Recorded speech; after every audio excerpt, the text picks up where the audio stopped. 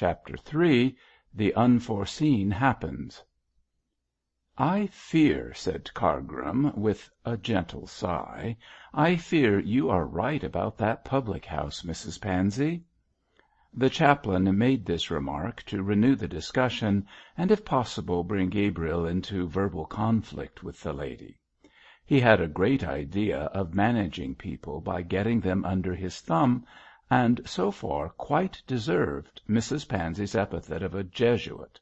Of late, as Cargrim knew by a steady use of his pale blue eyes, the curate had been visiting the Derby Winner, ostensibly on parochial business connected with the ill health of Mrs. Mosk, the landlord's wife.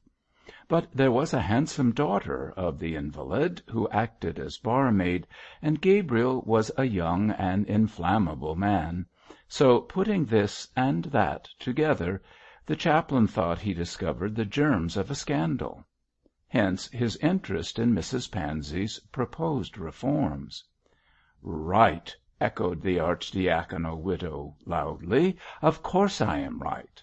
The Derby Winner is a nest of hawks. William Mosk would have disgraced heathen Rome in its worst days. As for his daughter, well—" Mrs. Pansey threw a world of horror into the ejaculation. "Miss Mosk is a well-conducted young lady," said Gabriel, growing red and injudicious. "Lady!" bellowed Mrs. Pansey, shaking her fan. "And since when have brazen-painted barmaids become ladies, Mr. Pendle?" "She is most attentive to her sick mother," protested the curate, wincing. "No doubt, sir. I presume even Jezebel had some redeeming qualities. Rubbish! Humbug! Don't tell me! Can good come out of Nazareth?" "Good did come out of Nazareth, Mrs. Pansey." "That is enough, Mr. Pendle. Do not pollute young ears with blasphemy. And you, the son of a bishop, the curate of a parish! Remember what is to be the portion of mockers, sir. What happened to the men who threw stones at David?" "Oh, but really, dear Mrs. Pansey, you know Mr. Pendle is not throwing stones." "People who live in glass houses dare not, my dear. I doubt your interest in this young person, Mr. Pendle. She is one who tires her head and paints her face, lying in wait for comely youths that she may destroy them. She—" "Excuse me, Mrs. Pansey," cried Gabriel, with an angry look. "You speak too freely and too ignorantly. The Derby Winner is a well-conducted house, for Mrs. Mosk looks after it personally, and her daughter is an excellent young woman. I do not defend the father, but I hope to bring him to a sense of his errors in time.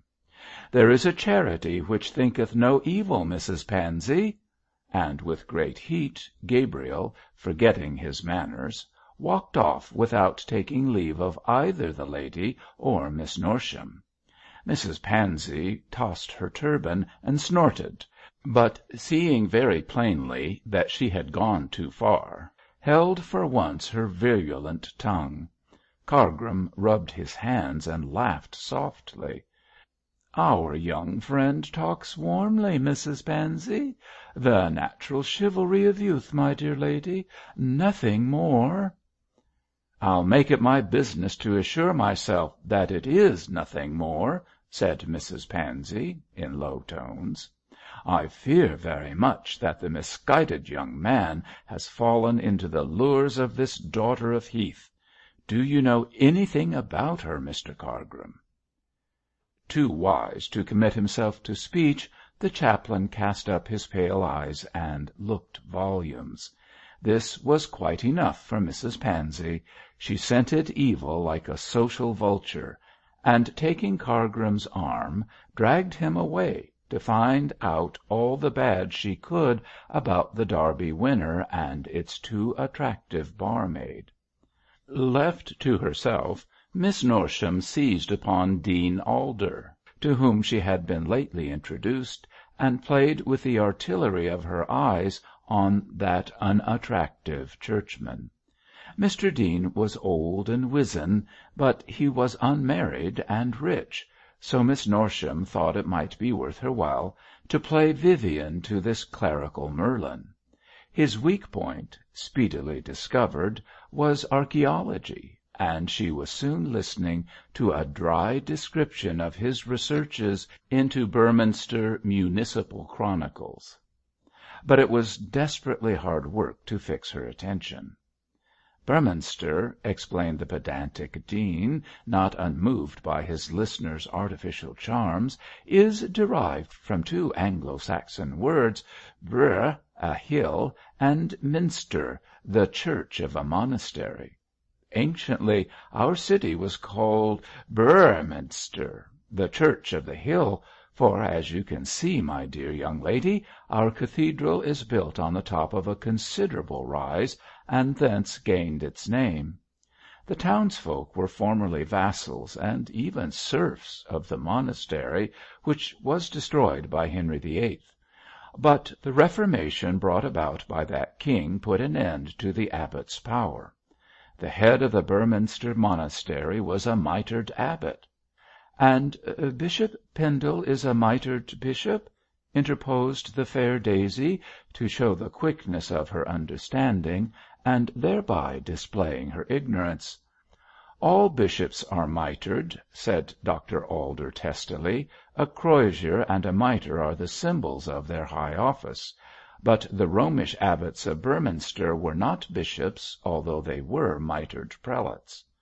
"Oh, how very, very amusing!" cried Daisy, suppressing a yawn. "And the name of the river, dear Mr. Dean? Does Burfleet mean the Church of the Hill, too?"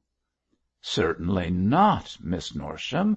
Fleet, formerly Flit, is a Scandinavian word, and signifies a flood, a stream, a channel. Burfleet, or as we now erroneously call it, Burfleet, means, in the vulgar tongue, the flood or stream of the hill. Even in Normandy the word flit has been corrupted, for the town, now called Harfleur, was formerly correctly designated as Haverflit. But I am afraid you find this information dull, Miss Norsham." This last remark was occasioned by Daisy yawning. It is true that she held a fan, and had politely hidden her mouth when yawning. Unfortunately, the fan was of transparent material, and Daisy quite forgot that Mr. Dean could see the yawn, which he certainly did.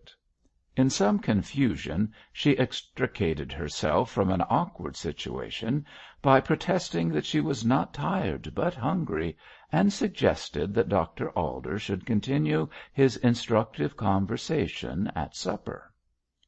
Mollified by this dexterous evasion, which he saw no reason to disbelieve, the Dean politely escorted his companion to the regions of champagne and chicken, both of which aided the lady to sustain further doses of dry-as-dust facts dug out of a monastic past by the persevering Dr. Alder. It was in this artful fashion that the town mouse strove to ensnare the church mouse, and succeeded so well that when Mr. Dean went home to his lonely house he concluded that it was just as well the monastic institution of celibacy had been abolished. On leaving Mrs. Pansey in disgust, Gabriel proceeded with considerable heat into the next room, where his mother held her court as hostess. Mrs. Pendle was a pale, slight, small-framed woman, with golden hair, languid eyes, and a languid manner. Owing to her delicate health, she could not stand for any length of time, and therefore occupied a large and comfortable arm-chair. Her daughter Lucy, who resembled her closely in looks, but who had more colour in her face, stood near at hand talking to her lover. Both ladies were dressed in white silk, with few ornaments, and looked more like sisters than mother and daughter. Certainly Mrs. Pendle appeared surprisingly young to be the parent of a grown-up family, But her continuance of youth was not due to art, as Mrs. Pansey averred, but to the quiet and undisturbed life which her frail health compelled her to lead. The bishop was tenderly attached to her, and even at this late stage of their married life behaved towards her more like a lover than a husband. He warded off all worries and troubles from her. He surrounded her with pleasant people, and made her life luxurious and peaceful by every means obtainable in the way of money and influence. It was no wonder that Mrs. Pendle, treading the primrose path with a devoted and congenial companion, appeared still young. She looked as fair and fragile as a peri, and as free from mortal cares. "Is that you, Gabriel?" she said, in a low, soft voice, smiling gently on her younger and favourite son. "You look disturbed, my dear boy." "Mrs. Pansey," said Gabriel, and, considering that the name furnished all necessary information, sat down near his mother and took one of her delicate hands in his own to smooth and fondle. "Oh, indeed, Mrs. Pansey," echoed the bishop's wife, smiling still more, and with a slight shrug cast an amused look at Lucy, who in her turn caught Sir Harry's merry eyes and laughed outright. "Old catamaran!" said Brace loudly. "Oh, Harry, hush!" interposed Lucy with an anxious glance. "You shouldn't." "Why not? But for the present company I would say something much stronger." "I wish you would," said Gabriel, easing his stiff collar with one finger. "My cloth forbids me to abuse Mrs. Pansey properly." "What has she been doing now, Gabriel?" "Ordering the bishop to have the Derby winner removed, mother." "The Derby winner?" repeated Mrs. Pendle in puzzled tones. "Is that a horse?" "A public house, mother. It is in my district, and I have been lately visiting the wife of the landlord, who is very ill. Mrs. Pansey wants the house closed, and the woman turned out into the streets, so far as I can make out." "The Derby winner is my property," said Sir Harry bluffly, "and it shan't be shut up for a dozen Mrs. Panseys." "Think of a dozen Mrs. Panseys," murmured Lucy pensively. "Think of Bedlam and pandemonium, my dear. Thank goodness Mrs. Pansey is the sole specimen of her kind. Nature broke the mould when that clacking nuisance was turned out. She—" "Harry, you really must not speak so loud. Mrs. Pansey might hear. Come with me, dear. I must look after our guests, for I am sure mother is tired." "I am tired," assented Mrs. Pendle with a faint sigh. "Thank you, Lucy. I willingly make you my representative. Gabriel will stay beside me." "Here's Miss Tancred," observed Harry Brace in an undertone. "Oh, she must not come near mother," whispered Lucy in alarm. "Take her to the supper room, Harry." "But she'll tell me the story of how she lost her purse at the Army and Navy Stores, Lucy." "You can bear hearing it better than mother can. Besides, she'll not finish it. She never does." Sir Harry groaned, but like an obedient lover intercepted a withered old dame who was the greatest bore in the town. She usually told a digressive story about a lost purse, but hitherto had never succeeded in getting to the point, if there was one. Accepting the suggestion of supper with alacrity, she drifted away on Sir Harry's arm, and no doubt mentioned the famous purse before he managed to fill her mouth and stop her prosing. Lucy, who had a quiet humour of her own in spite of her demure looks, laughed at the dejection and martyrdom of Sir Harry, and taking the eagerly proffered arm of a callow lieutenant, ostentatiously and hopelessly in love with her, went away to play her part of deputy hostess. She moved from group to group, and everywhere received smiles and congratulations, for she was a general favourite, and, with the exception of Mrs. Pansey, every one approved of her engagement. Behind a floral screen a band of musicians, who called themselves the Yellow Hungarians, and individually possessed the most unpronounceable names, played the last waltz, a smooth, swinging melody which made the younger guests long for a dance. In fact, the callow lieutenant boldly suggested that a waltz should be attempted, with himself and Lucy to set the example. But his companion snubbed him unmercifully for his boldness, and afterwards restored his spirits by taking him to the supper-room. Here they found Miss Tancred in the full flow of her purse story; so Lucy, having pity on her lover, bestowed her escort on the old lady as a listener, and enjoyed supper at an isolated table with Sir Harry. The sucking Wellington could have murdered Brace with pleasure, and very nearly did murder Miss Tancred, for he plied her so constantly with delicacies that she got indigestion, and was thereby unable to finish about the purse. Gabriel and his mother were not long left alone, for shortly there approached a brisk old lady, daintily dressed, who looked like a fairy godmother.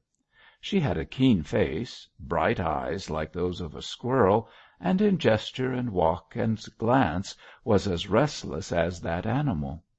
This piece of alacrity was Miss Winchello, who was the aunt of Mab Arden, the beloved of George Pendle.